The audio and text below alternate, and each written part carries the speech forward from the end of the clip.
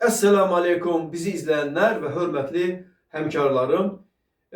Biz İngiliz dilinde videoları inşallah yayımlayacağız ve bu videoları hazırlayarken, metin hazırlanarken bir de haber tuttuk ki bazı meseleleri öz kanalımızda Azerbaycan Türkçəsizcə biz açıqlamamışıq. Bu sebepten de gec de olsa bu demək boşluğu doldurmak kararına geldik. Bundan əvvəlki dərsimizdə 16 millimetr borunu 12'liklə əvəz etməyin kondisionerə nə qədər zərər verməsi haqqında danışmışdıq. Bugün isə bundan çox pis, bundan çox kondisionerə zərər verəcək başqa bir demək problemdən danışacağıq. Biz burada həm istiliyin, həm də soyuğun zəif vermə səbəbindən bugün danışacağıq. Bu nədir? Məlum məsələdir ki, hər bir zavod mütəxəssisi kondisioner istehsal edilərkən nəzəri olaraq boruların diametrləri hesablanır. Və burada kondisionerin içərisinə qayıdan freonun sürəti, maye freonun nazik boru ilə evaporatora getməsi və s. kimi. Eyni zamanda qeyd etmək istəyirik ki, bunlar hamısı təbii ki bir hesablamalara dayanır. Eyni zamanda hər bir borunun özünə məxsus izolyasiyası var. Biz indi burada iki borunun izolyasiyasını göstərəcəyik sizə. Biri demək 6'lıq borudur. Gördüyünüz kimi izolyasiyası nazikdir ve bu da 12'lik borunun izolyasiyasıdır.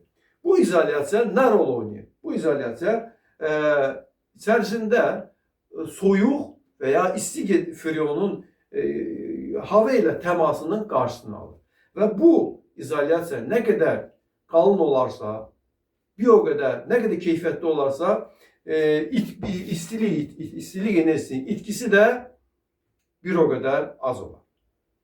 Bəzi vaxtı ustalar ya qənaət etmə məqsədi ilə, ya işlərinin bir qədər rahat olması üçün iki borunu bu formada deməli, biz sizə onu inşallah göstərəcəyik. İki boru bu formada deməli bir-birinin içindən keçirilir.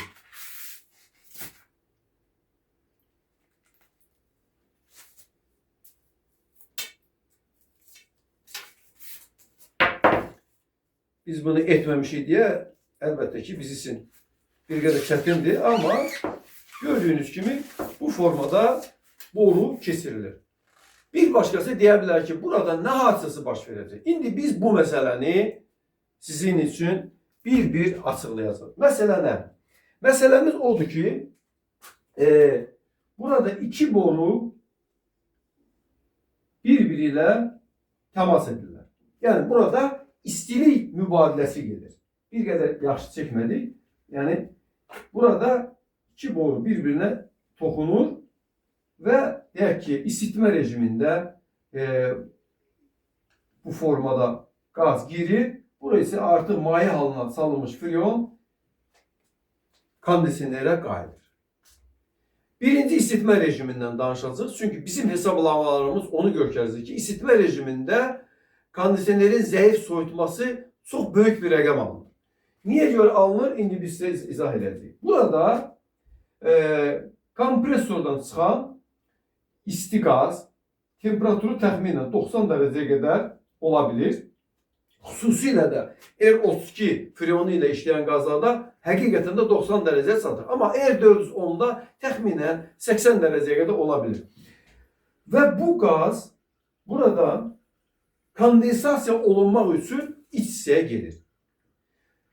Bu zaman bu borunun yəni temperaturu 90 dərəcə, qayıdış borunun temperaturu isə təxminən 45-50 dərəcə olabilir. Gördüyünüz kimi burada temperatur fərqi təxminən 45-50 dərəcədir. Termodinamikanın ikinci qanununa görə istilik daha yüksək olandan daha aşağı kesir. Və eyni zamanda qeyd etmə lazımdır ki, temperaturlar fərqi nə qədər böyük olursa, bu istiliyin transferi bir o qədər intensivləşir. Dolayısıyla əgər bu borunun temperaturu 90 dərəcədirsə, borunu əlimizdə götürək, bu borunun temperaturu 90 dərəcədirsə, bunun aşağısındaki borunun temperatürü deyək ki 45-50 dərəcədirsə, o zaman intensiv surətdə bu borunun istiliyi ikinci boruya verir. Və burada nə hadisəsi baş verir? İndi ondan başlayaq. Deməli, temperatürü 90 dərəcəli olan qaz bizim buxar demək ki, kondensera, yəni iç hissəyə daxil olmalı idi. Amma biz həmən bu borunun temperaturunu artıq aşağı saldıq. Çünki o temperatur deyək ki, ikinci boruya verildi. Yəni bu 90 dərəcəli burada iç hissəyə girən qaz temperaturu deyək ki, düşdü 80 dərəcəyə. Eyni zamanda da bu boru həmən bu qayıdış borusunun temperaturunu qaldırdı. Biz əvvəlki dərslərimizdə bir neçə dəfə bu məsələni demişdik. Demişdik ki, maye freon, burada bildiyimiz kimi artıq maye formasına salınmış freon çöl hissəyə qayıdır.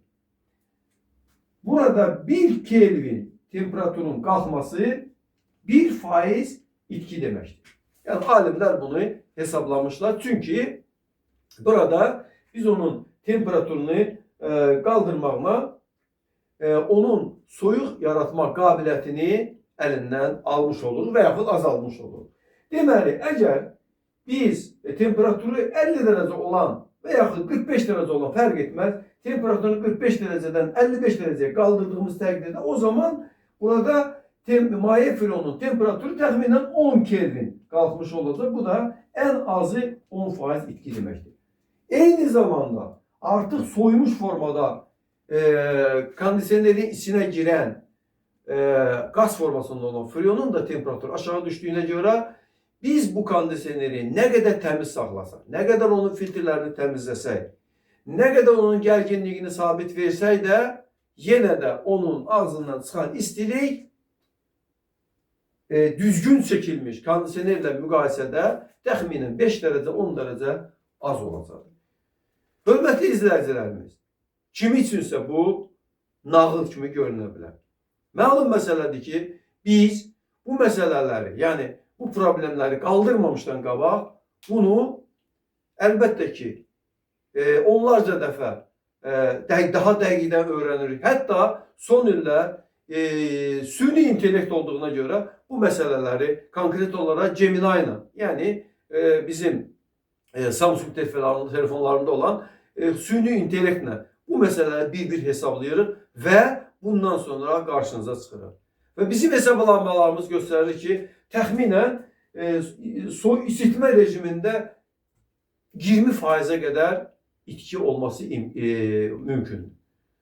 Yəni, yenə də biz bir misal getirir. Yəni, bir insan 24.000 butulluq bir kondisioner almış və sizdən də xahiş eləmiş ki, bu kondisioneri quraşdırın. Siz də demək, bir izolyasiyaya, qiyməti 60 və yaxud 70 qəpik olan bir izolyasiyaya 2 metr, 3 metr və yaxud nə qədərsə izolyasiyaya deməli, ekonom etmək üçün siz bunları bir izolyasiyadan keçirirsiniz və dolayısıyla ola bilsin ki 1 manat və yaxud 2 manat qazanırsınız. Halbuki bu adamın kondisioneri sizin bu səhviniz ucbatından 24.000 butulluq kondisioner təxminən 19.000 və yaxud 20.000 butuğa qədər gücünü itirmiş olur. Hörmətli izləyicilərim, qeyd etmək lazımdır ki, belə səhvləri əlbəttə ki, profesional ustalar etmir. Yəni, bir insan özünə profesional deyirsə, onun belə bir şey etməsi imkan haricində.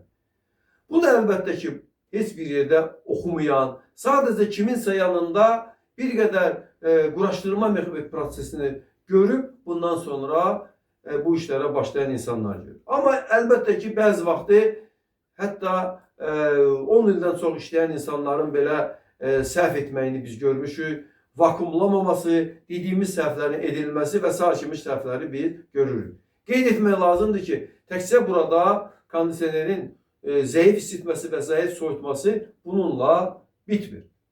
Biz əlbəttə isinmədən danışdıq, amma soyutmadan danışmadıq. Və soyutmada nə hadisəsi baş verir? Soyutma hadisəsində demək, bu borunun, yəni qayıdış borusunun temperaturu vuruş borusununkindən təxminən 5-7 dərəcə, 5-8 dərəcə yüksək olur. Burada da istilik mübadiləsi gedir, amma bu istilik mübadiləsi istilik rejimindəki ilə müqayisədə bir qədər az itki olur. Ola bilsin ki, burada təxminən 10%-ə qədər itki ola bilsin. Amma istənilən halda zavod mütəxəssislərinin hesabladığı formada kondisioner quraşdırılmalıdır və hər şeyə diqqət yetirilməlidir. Bizi sona qədər izlədiyinizə görə mən sizə təşəkkürümü bildirirəm. Mən Yusuf müəllim, kondisionerlərin təmiri kitabının müəllifi. Bu kitabın PDF formatında əldə etmək istəyənlər əlbəttə ki, bizə müraciət eləsinlər. Biz də böyük məmnuniyyətlə onu sizə göndərərik. İstədiyiniz sualları şərhlər bölümündə və yaxud bizim WhatsApp nömrəmizlə daimi bizə yönləndirə bilərsiniz. Bilənlər bilir, biz heç bir vaxt elmin, bildiyimizin heç birisini özümüz üçün saxlamamışıq və bunları böyük məmnuniyyətlə sizə axtarırıq və burada videomuzu tamamlayırıq. Əssalamu aleykum və rəhmətullahi və bərəkatuhu.